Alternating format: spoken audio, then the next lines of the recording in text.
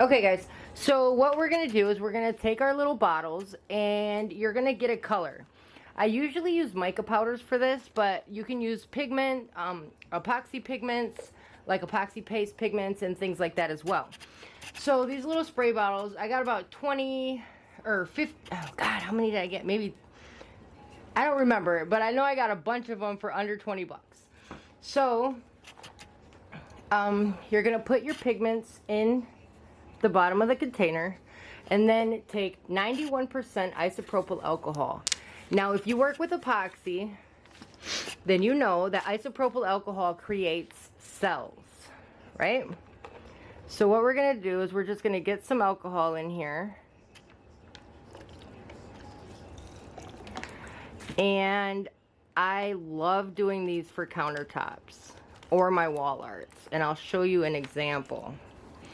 But that's it. Like, this is it. So when you create, see there? It's still got the pearlescent. And these are just gorgeous. So after you do this, just take a permanent marker right on the side. Like, that's Bora Bora blue. This Bushido brown. And these are just gorgeous. I'll show you real quick your point of view. So as you can see right here, it looks normal. But as you let the light hit, that's when the gold pops up.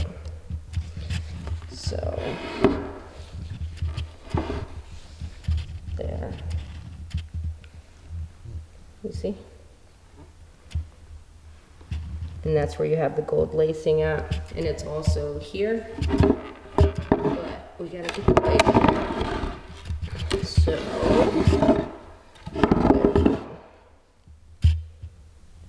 and you'll see the gold lacing as well.